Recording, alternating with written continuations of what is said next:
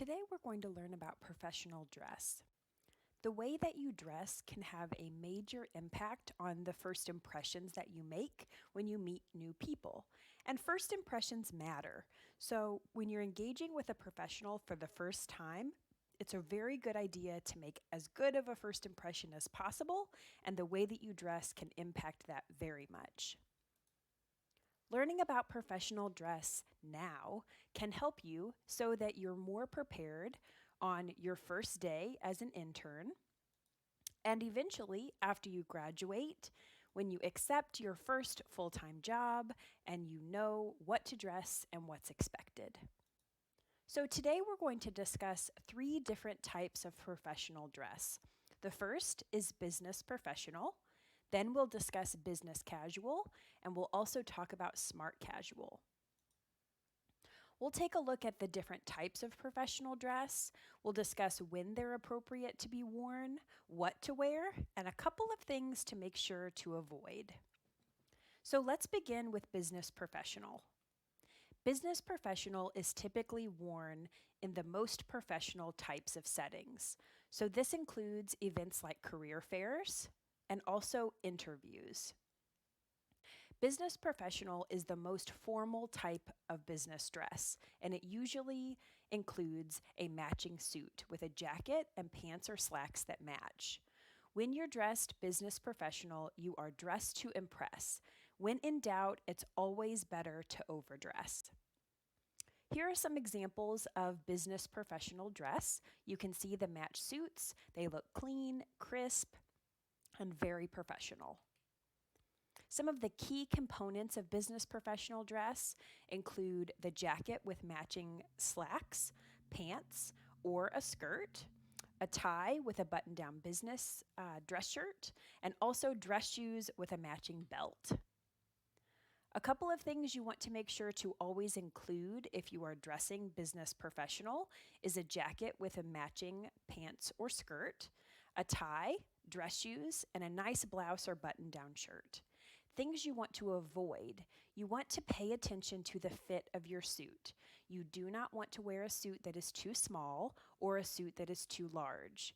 You also want to make sure you always wear comfortable shoes. If your shoes are uncomfortable, it will show on your face, and the person interacting with you at the interview or at the career fair will be able to see that you're uncomfortable. Also, it's always a safe bet to dress up instead of dressing down if you're not sure what the appropriate attire is for a certain situation or event. Next, let's discuss business casual. So, business casual is more often accepted in kind of everyday business working environments. So, business casual you can think of as business professional minus the jacket. So, if you don't have a jacket, or if you instead wear a coordinating jacket but not one that's an exact match, then you're wearing business casual. So again, this is typical office attire for many companies, but you always want to review the specific company's dress code or policy to make sure that you know what's expected.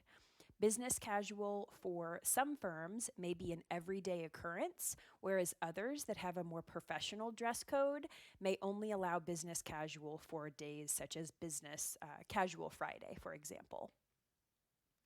Here are some examples of business casual. Again, nice and professional, clean cut, and look ready for work. So some of the key components of business casual. The jacket is optional, so you don't have to wear a jacket, or you could wear a coordinating jacket that might not match your slacks exactly, but that coordinates. Ties are still appropriate, button-down shirts and blouses, dress slacks or skirts, dress shoes, and belt as well. So for business casual, if you're dressed business professional, you could simply remove your jacket and all of a sudden you're now business casual. So that's a great way to be able to dress down if you overdress for an event and you decide when you get there that you'd rather be wearing business casual. A button-down dress shirt's appropriate. Polo shirts are appropriate as well, sweaters.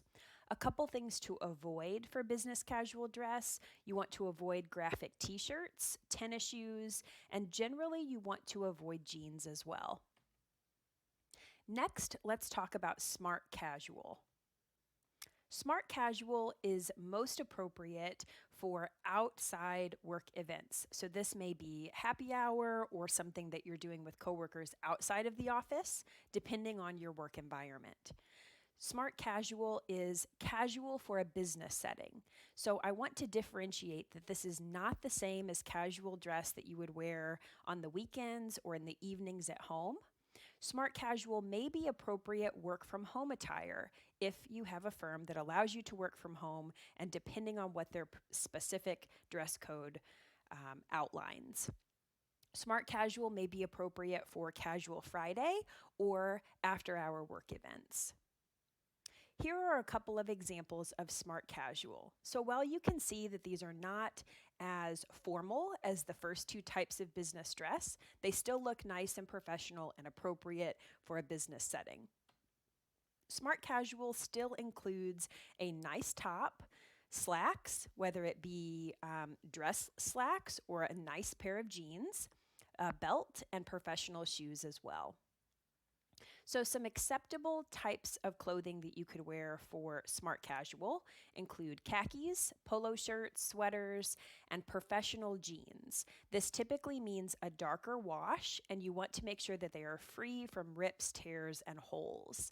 Things that you want to avoid when you're dressing smart casual, you want to remember that this is not the same as casual casual. So, rolling out of bed and going into work does not qualify as smart casual.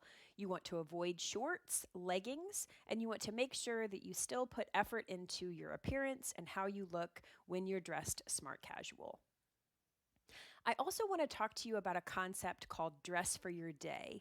This is something that's growing in popularity with a lot of CPA firms. So, this relates to the clothing that you're required to wear each day depends on what you'll be doing that day. So, if you'll be meeting with clients, you may be asked to dress more professionally. If you have a lunch meeting, you may be asked to dress more professionally. If you're working from home, it may be appropriate for you to wear smart casual attire. And if you have outside work events, you again may be able to dress more casually. So, a lot of firms are implementing this policy depending on what's on your individual schedule for that day. You can decide which type of dress is most appropriate based on the activities on your calendar. So keep in mind, professional dress will really help set you up for success as you're going through this process of navigating your career and figuring out where you want to land. It's always a good idea to dress up, look professional, smile, so you're set up for success.